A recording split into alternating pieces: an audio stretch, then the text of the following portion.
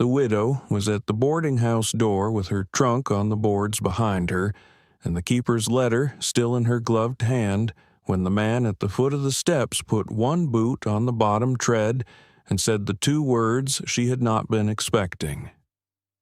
"You're staying." Mara Holt did not let her face do anything. She had been at the boarding-house door for 9 minutes.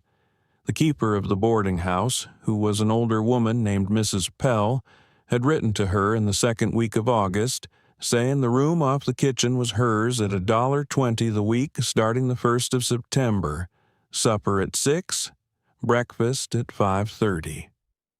Mara Holt had arrived on the noon stage on the 1st of September, with the letter in her glove and her one worn brown leather trunk on the boards behind her, and Mrs. Pell had come to the door at the knock and had read her own letter in her own hand at her own threshold for one long moment. Before we continue, if stories like this mean something to you, hit subscribe and tell us in the comments where you're watching from. We love seeing how far these stories travel. And had then folded the letter and had said, in the small, careful voice of a woman who had been waiting 9 minutes to say it, that she was sorry, and that she had been informed by 3 of her boarders that they would not stay at the boarding-house if Mara Holt was at the boarding-house, and that she had a husband who had left her the boarding-house and a small pension, and that she was sorry, and that the room off the kitchen was not hers after all. Mara Holt had stood at the threshold for the 9 minutes since. The trunk was on the boards. The letter was in her glove. The dust of the noon stage was on the hem of her cream traveling dress. The hot, bright September Saturday afternoon sun was raking sideways across the worn, weather-silvered porch boards. The man at the foot of the steps had come up the lane at a walk. She turned her face the smallest fraction toward him. He was 34, broad in the shoulder, lean across the chest, a clean, faded blue chambray work shirt, with the sleeves rolled past the elbow, dark trousers worn at the knee, scuffed brown leather work boots dusty along the toe, a clean brown felt hat now lifted off his head in his right hand at his side. He had a steady gray eye and a sun-darkened, weathered face, and the small, careful manner of a man who had come up the lane on his own business and had decided, in the moment of seeing the trunk on the boards, what his business was now. "Mr.," she said. "Mr. Jonah Rake," he said. "Section 3 miles east of here on the lower fork. I came up to the crossroads for nails this afternoon. I came past the boarding house at 1:15. You were at this door. I went on to the smithy. The nails are in the wagon. I came back past the boarding house at 2:15. You were still at this door." She looked at the trunk on the boards.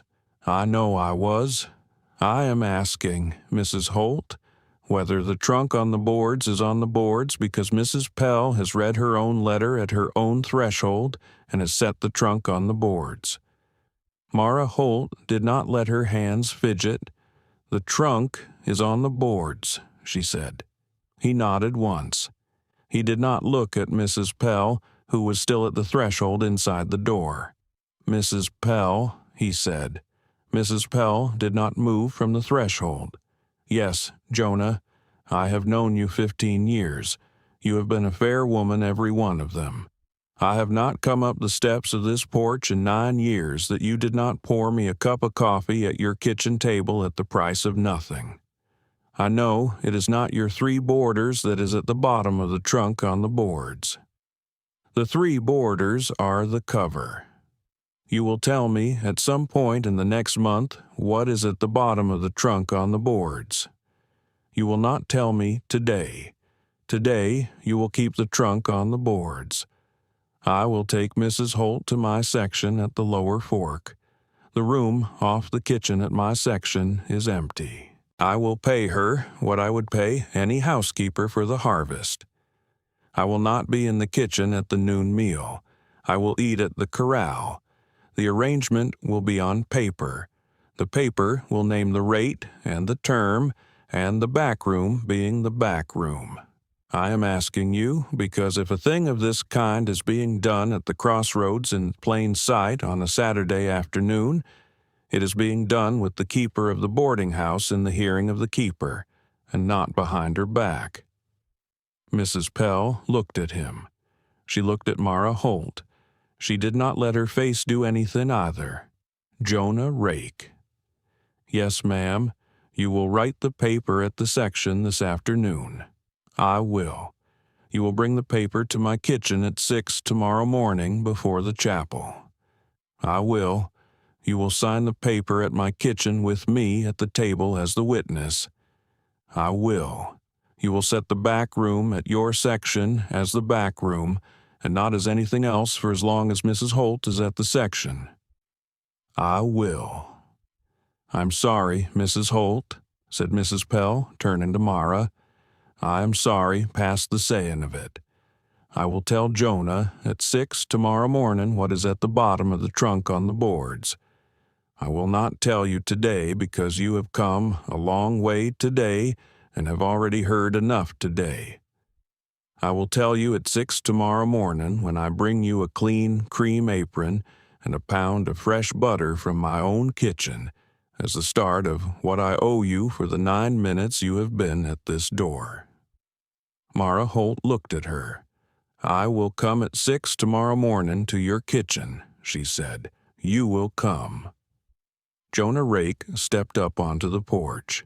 He picked up the worn brown leather trunk by the strap with one hand. He set it under his arm. He looked at her. "Mrs. Holt." "Yes, Mr. Rake. There is a wagon at the gate. The wagon is mine. The brown mare and the traces is mine. The road to the lower fork is 3 miles east of the crossroads. The road is in plain sight of the crossroads for the first mile.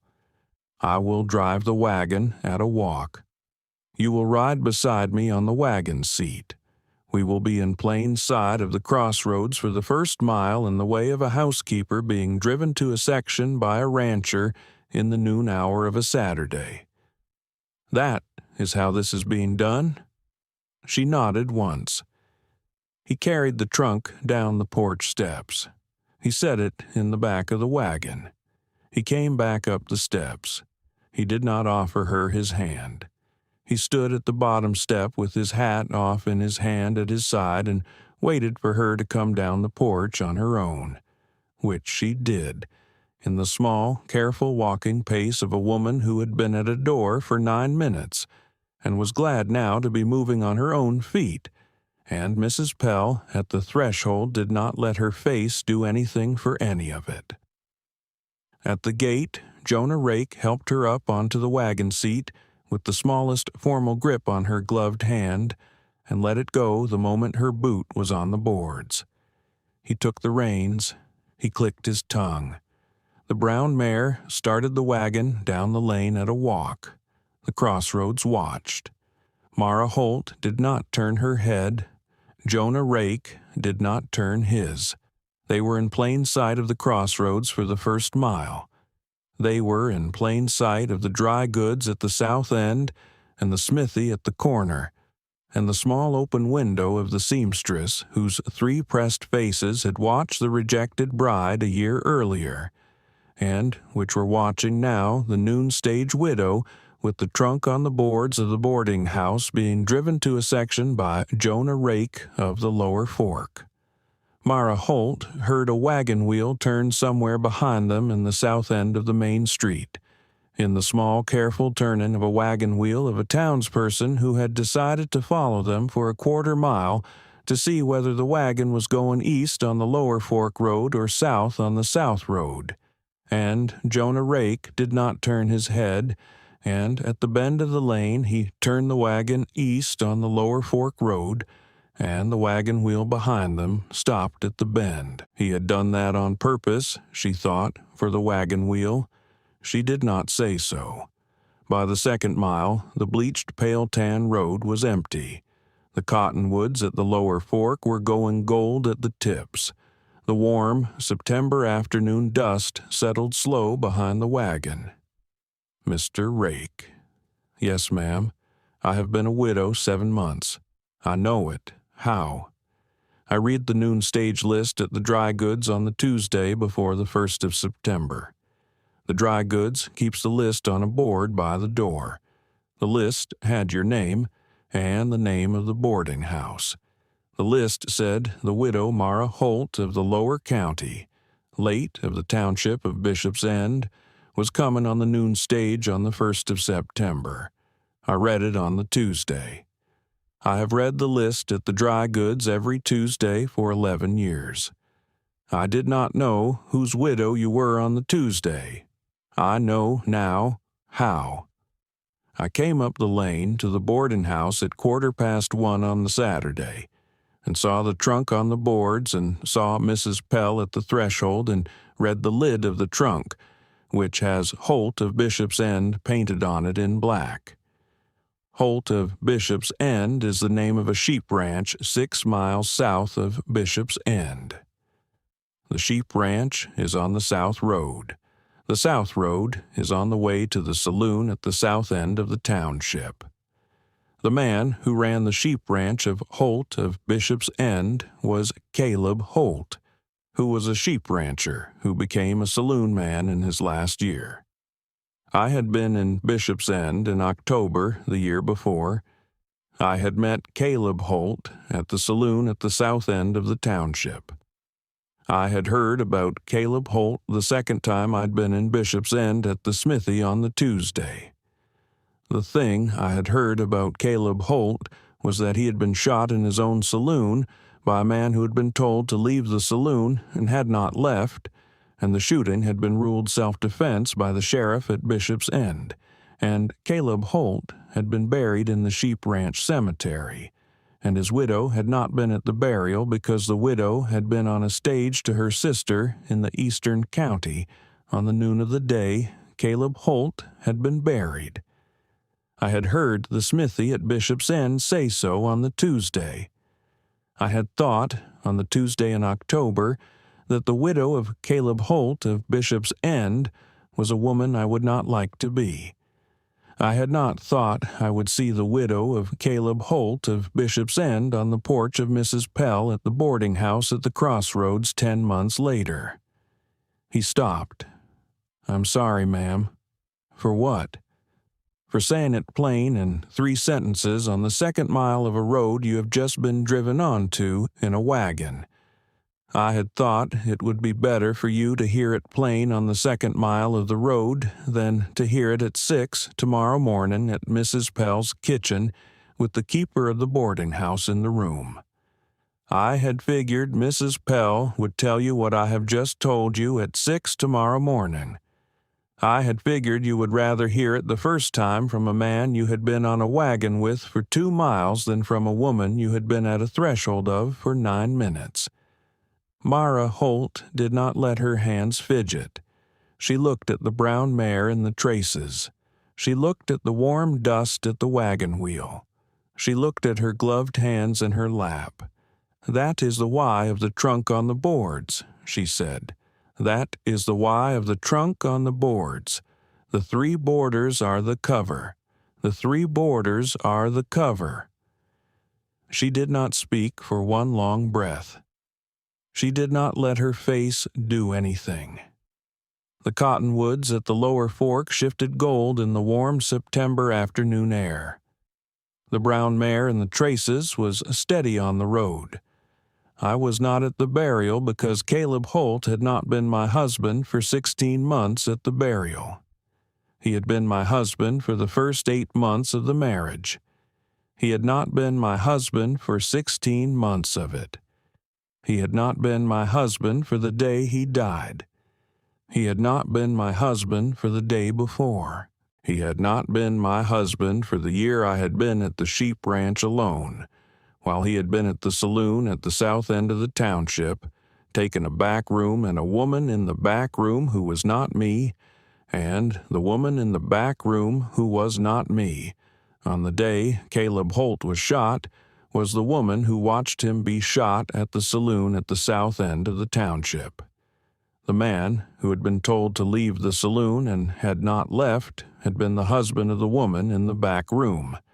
I had been at the sheep ranch at the noon hour.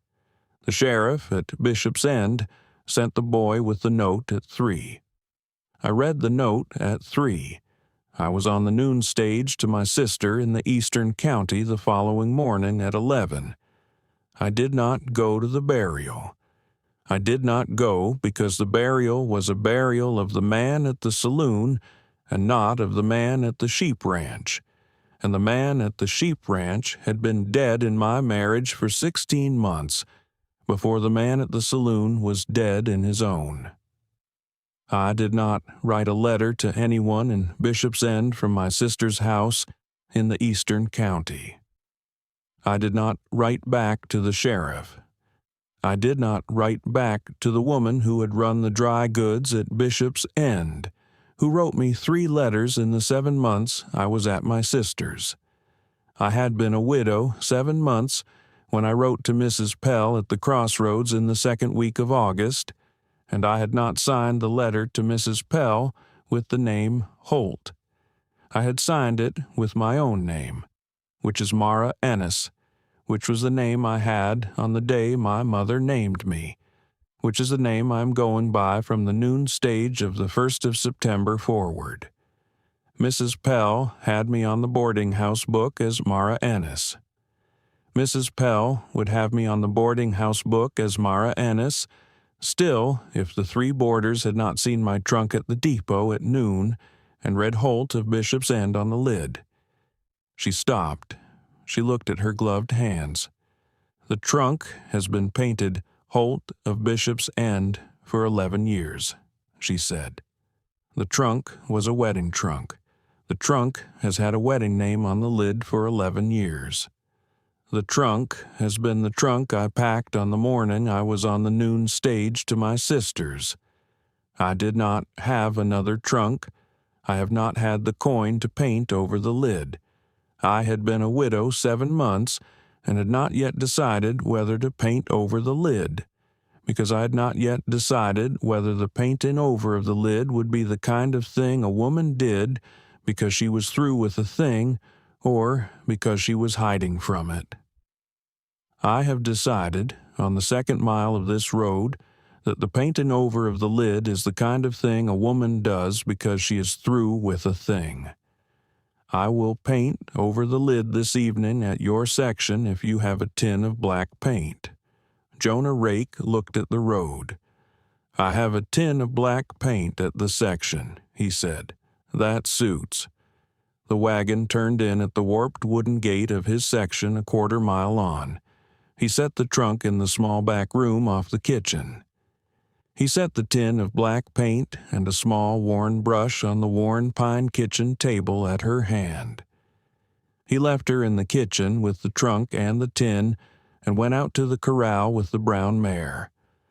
She painted over the lid of the trunk on the warm worn pine of the kitchen table and the warm gold of the late September afternoon light through the open kitchen window, in plain-spoken composure, with the small, careful black brush strokes of a woman who had been holding a brush at her grandmother's kitchen since she was 9. She painted over Holt of Bishop's End. She painted over the wedding date. She did not paint over the worn brass corner pieces. She set the tin and the brush at the side of the table when she was done. She wiped her hands on a clean rag from the basin. She went to the corral. He was set in a saddle on the warm, worn, weather-silvered top rail of the corral. "It is done," she said. He looked. He came up the path. He stood at the porch step. "That suits," he said. He wrote the paper at the warm, worn pine kitchen table at 5. He named the rate at $1.50 the week. Room off the kitchen, supper, breakfast, the back room being the back room. She read it. She signed it. He signed it. He brought the paper to Mrs. Pell's kitchen at 6 the following morning. Mrs. Pell came down the lane to his section at 7:30 with a clean cream apron and a pound of fresh butter and a basket of 3 sun-warm August apples, in plain sight of the road in the warm gold of the early Sunday morning. the cottonwoods at the lane going gold at the tips. She set the apron and the butter and the apples on the warm, worn pine kitchen table. She sat in the chair at the far end on the right. She looked at Mara Ennis across the table from her at the chair at the near end on the right, which was the chair the new housekeeper takes for the first week, and which Mara Ennis was sitting in. "I am sorry, Mrs. Ennis." "I know you are, Mrs. Pell. The 3 borders are the cover. The not cover is that I had a husband who was a freight foreman for the railroad and who died of a fever in his 38th year, and who had not been my husband for the last 14 months of the marriage, because in the last 14 months of the marriage he had been at a back room of a saloon in a different township with a woman who was not me. I have run the boarding house alone for 19 years since. I have buried him in the cemetery at the chapel at the crossroads. I have not had a woman at my door in 19 years who was a widow of a man who had been at a back room of a saloon with a woman who was not her. I had a widow at my door yesterday afternoon. I read the letter at my own threshold for 9 minutes.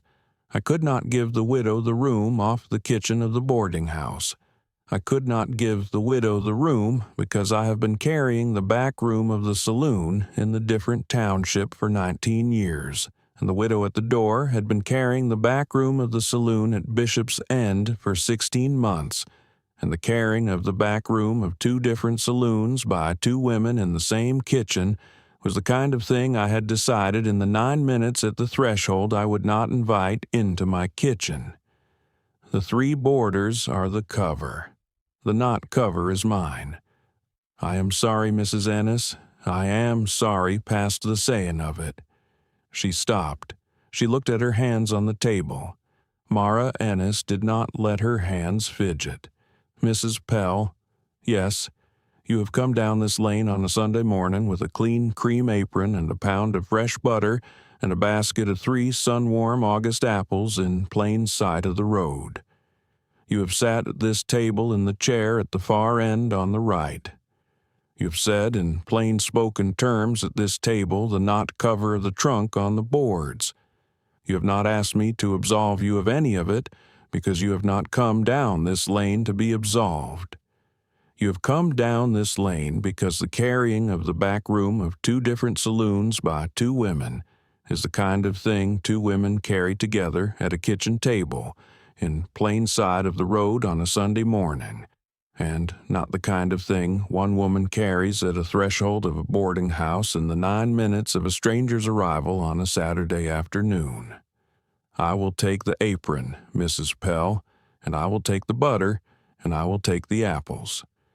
I will take you down this lane with me on the Sunday next at 6 in the morning when I come down this lane to your kitchen in plain sight of the road with a pound of fresh butter and a basket of the small sweet pears of Jonah Rake's tree at the corner of his corral, which the late September is the season of. That is the way the 2 women will do it." Mrs. Pell did not let her face do anything for 1 long breath. Then she did. "That is the way," she said.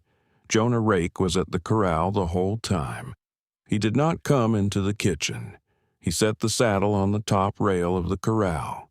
He set the bridle on the post. He set the worn leather rifle scabbard on the top rail. He brushed the brown mare. He did not come in until Mrs. Pell had taken the empty basket and gone back down the lane at 8:15 in plain sight of the road. He came in. He hung his hat on the wall peg by the back door. Mara Ennis was at the kitchen sill clearing the basket. She looked at him. He looked at her. He did not ask what had been said. She did not tell him. He set his coffee cup at his place at the far end of the table on the right. He sat. She poured the coffee.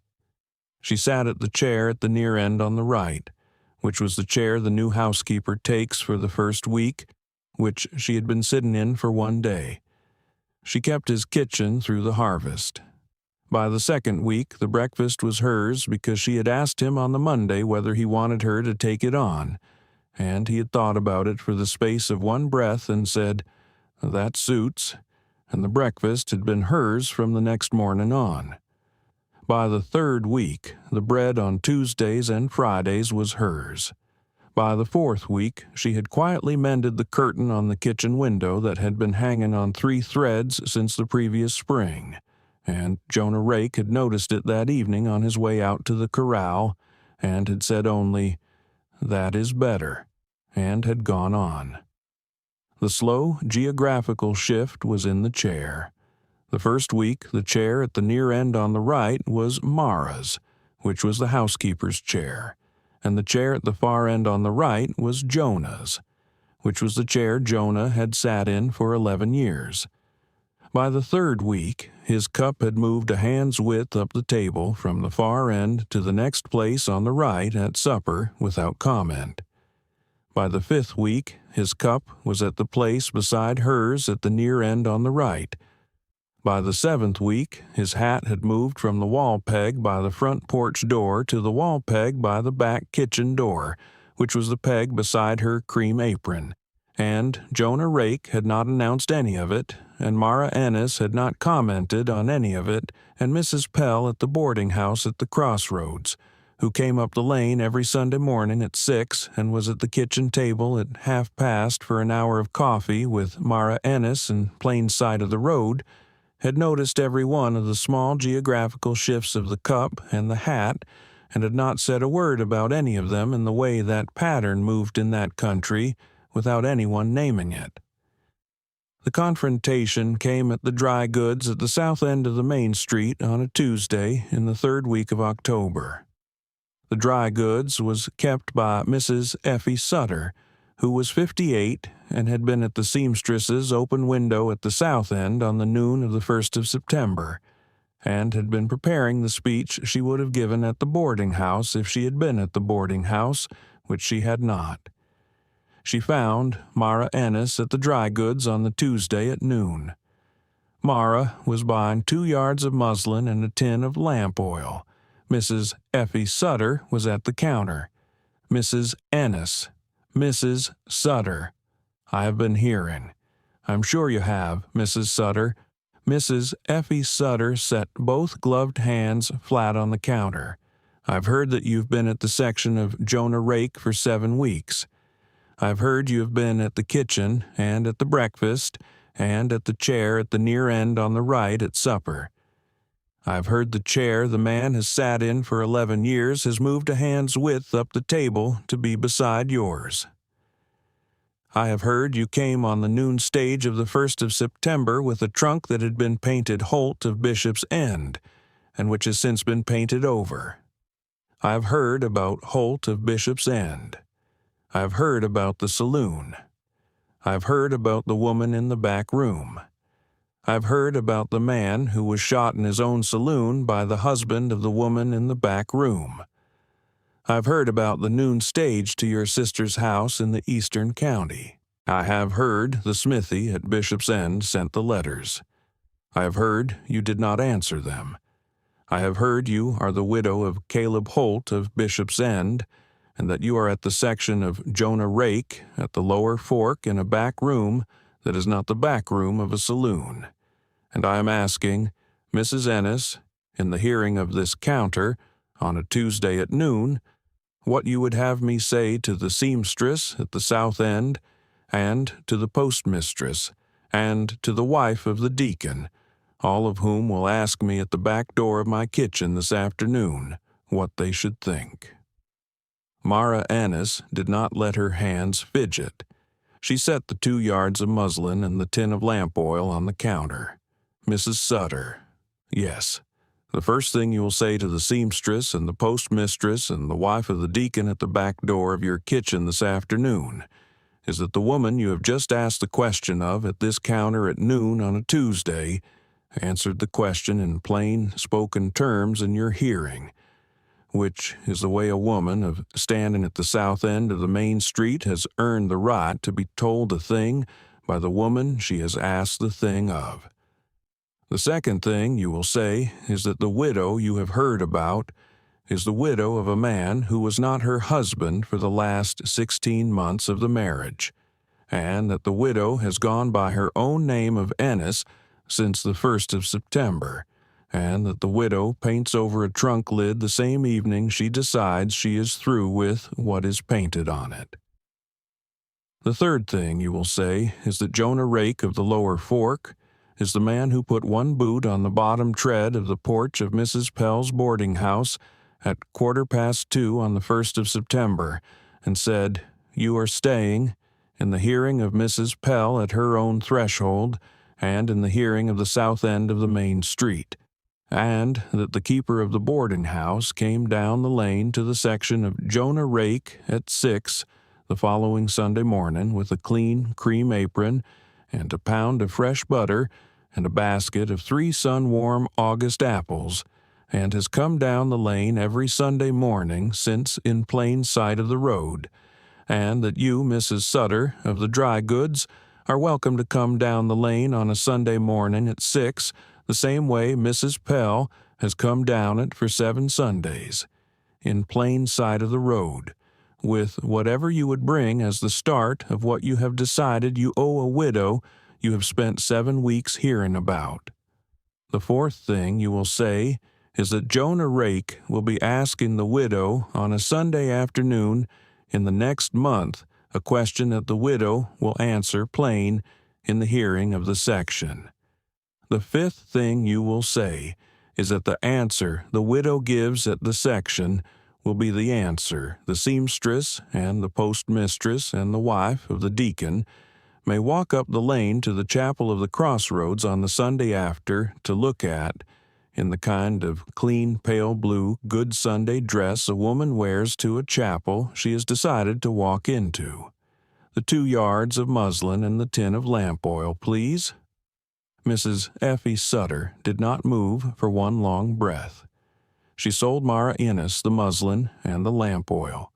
At the door she said one thing, in a voice she did not raise. "Mrs. Ennis." "Yes, Mrs. Sutter."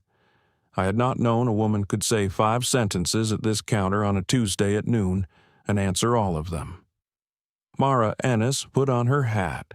I had not known either, Mrs. Sutter, until I had said them. She walked out to the wagon. The warm October dust of the main street settled slow behind her.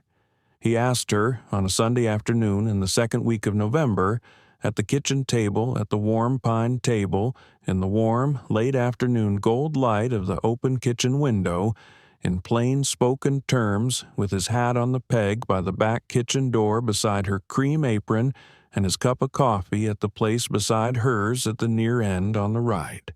Mara Ennis. Yes, I have asked nothing past the paper for 10 weeks. I know it. I am asking the next thing now. Ask it. He asked it. She answered plain. They were married at the small white-painted clapboard chapel at the crossroads on a clear, cool Sunday afternoon, in the second week of December, with the cottonwoods at the lane bare and the warm, pale gold of the late-season afternoon light on the chapel steps. Mrs. Pell stood up with her. Mrs. Effie Sutter sat in the third pew in a clean, dark, dove-gray Sunday dress and bowed her head once at the end. The deacon performed the service. Afterward, at the chapel step, the deacon held Jonah Rake's hand 1 beat longer than necessary, and Jonah Rake nodded once. The trunk in the back room of the section stayed painted over for the rest of Mara Rake's life. The chair at the near end on the right stayed her chair. The chair beside it stayed Jonah's. The wall peg by the back kitchen door stayed his hat and her cream apron. Mrs. Pell came down the lane at 6 on Sunday mornings for the rest of her years, in plain sight of the road, with the small sweet pears of Jonah Rake's tree at the corner of his corral in the autumn, and the small sweet apples of his other tree in the late summer, and a clean cream apron at the start of every September, in the way of 2 women who had decided one Saturday afternoon at a threshold, and one Sunday morning at a kitchen table to carry a thing together. This was the story of Mara Ennis and Jonah Rake, the widow at the boarding house door with the trunk on the boards, and the quiet rancher who came up the lane at 2:15 and said the two words she had not been expecting and meant them. Tell me in the comments if you enjoyed this one. We are always glad you came to listen.